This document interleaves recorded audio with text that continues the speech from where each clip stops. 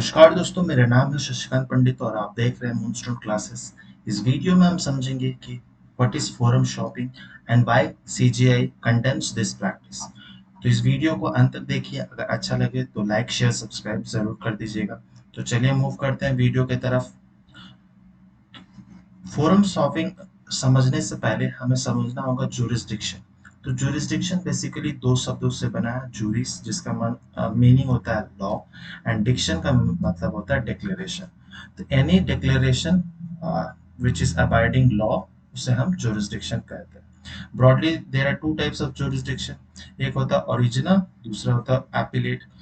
Original jurisdiction वैसा है, a court of original jurisdiction has the power to hear the cases as they are first initiated by the plaintiff। plaintiff का मतलब आप litigant भी समझ सकते हैं।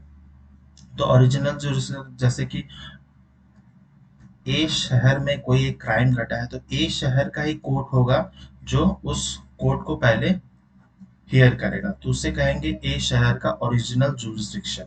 ठीक है। और एपिलेट jurisdiction तब होगा जब ए शहर के कोर्ट ने हियरिंग हियरिंग हो गई है और उससे जो वर्डिक्ट निकला है उससे आप सहमत नहीं है, तो देन आप नेक्स्ट हायर कोर्ट पे जाएंगे। उसको कहते हैं अपील करना to the higher court. That is called the appellate jurisdiction.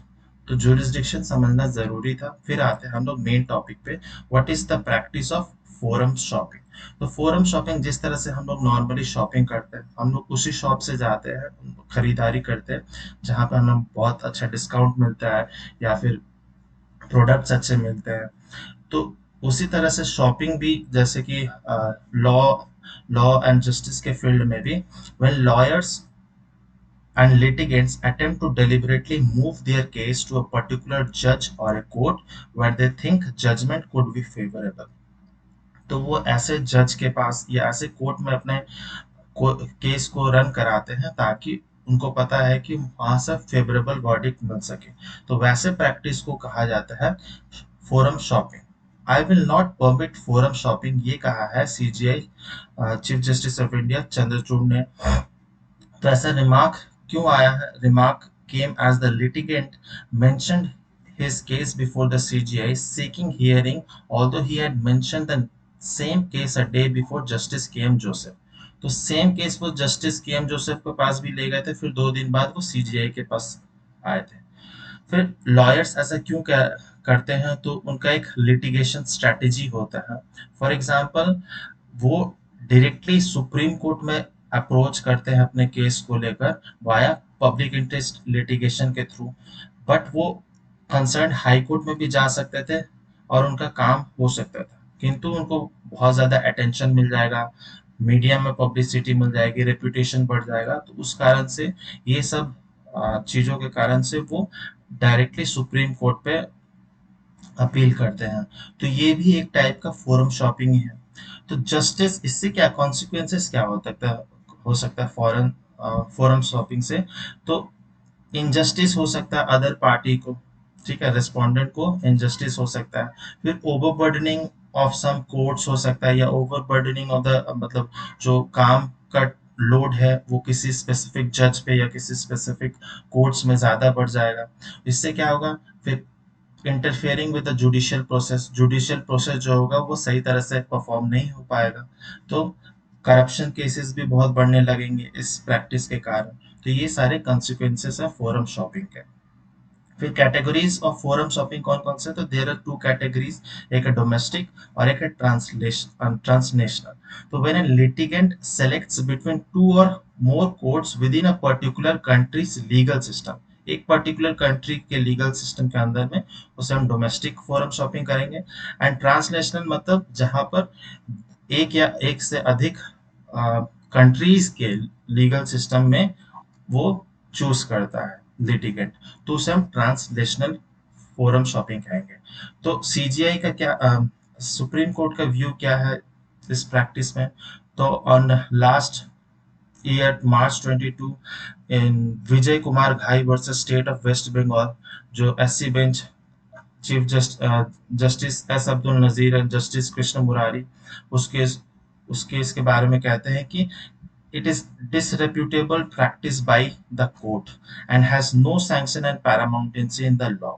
तो ऐसा करना सही नहीं है, ना कोर्ट कर सकता है ना कोई इंडिविजुअल जज कर सकता है, ये प्रैक्टिस बिल्कुल ही गलत है। फिर 2017 में भी एक रूलिंग पास हुआ था, union of India and ORS versus Cipla limited. Cipla एक फार्मास्यूटिकल कंपनी है, which laid down a functional test to be adopted for the forum shopping। तो फंक्शनल टेस्ट करना जरूरी है ताकि हमको पता चल सके कि फोरम शॉपिंग हुई है या नहीं हुई है। तो what has to be seen, functional shopping में क्या है, फंक्शनल टेस्ट में what has to seen is whether there is any functional similarity in the proceedings between one court and the another, or whether there is some sort of subterfuge on the part of a litigant, या फिर कोई litigant में कोई secrecy या dishonesty तो नहीं है। तो वो फंक्शनल टेस्ट चेक करता है। It is the functional test that determine whether a litigant is indulging in forum shopping और नॉट। अगर पता चल जाता है कि फोरम शॉपिंग से है तो बहुत कॉन्सिक्वेंसेस हो सकते हैं, जैसे कि Jammu Kashmir and Ladakh high court में doctor Khairunnisa and ORS versus UT of Jammu and Kashmir and ORS में क्या हुआ था, इम्पोज कर दिया था, कोर्ट ने 1 लाख रुपीज फाइन इम्पोज किया था पिटिशनर को for indulging in forum shopping bye filing multiple petitions before different wings of the court although have the same cause of action. तो वो मल्टीपल पिटिशन फाइल किए थे अलग अलग बेंच में, तो उन पे 1 लाख रुपीज का फाइन लगा दिया गया था उस केस में। फिर एक और केस था Dhanvantari institute of medical sciences versus state of the Rajasthan. इस केस पे भी 10 लाख रुपीज का फाइन इम्पोज किया गया था बाई जोधपुर बेंच। और इंटरनेशनली देख लेते हैं तो यूएस यूके और भी अदर कंट्रीज में ये जो फोरम शॉपिंग को बहुत क्रिटिसाइज किया जाता है, और और वो बहुत लोग बहुत जगह में इनको अवॉइड भी किया जाता है या प्रोहिबिट किया जाता है। लेकिन इंडिया में ऐसा प्रोहिबिशन का कोई पर्टिकुलर लॉ अभी तक आया नहीं है। However, some most common law countries use the forum non-convenience principle to prevent forum shopping। तो forum non-convenience principle क्या है जिससे forum shopping स्टॉप किया जा सकता है?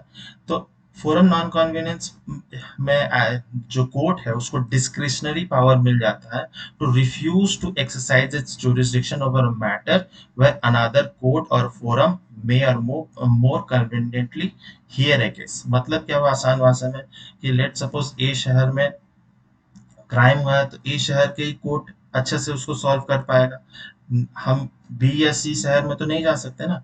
तो बी एंड सी शहर के जो कोर्ट्स होंगे उनके पास ये डिस्क्रिशनरी पावर हो जाएगा कि वो केस को ले ही ना और बोल देंगे जो आपका केस है वो ए कोर्ट में ही चलेगा। तो उसे कहते हैं forum non convenience. Using this power क्या हो सकता है, कोर्ट के पास court can dismiss a case in the interest of justice. Court जो है वो या तो केस को ही डिसमिस कर देगा या पार्टीज को एलोकेट कर देगा अप्रोप्रिएट बेंच। तो ये दो फोरम नॉन कन्वीनियंस से पॉसिबल आउटकम्स हैं। उम्मीद करता हूँ फोरम नॉन कन्वीनियंस और फोरम शॉपिंग ये सब चीजें आपको समझ आई होगी। अगर अच्छा लगा वीडियो तो लाइक शेयर सब्सक्राइब कर दीजिए मून स्टोन क्लासेस को, और बेल आइकन को हिट कर दीजिए ताकि नोटिफिकेशन टाइमली मिलता रहे। टिल देन बाय बाय, जय हिंद।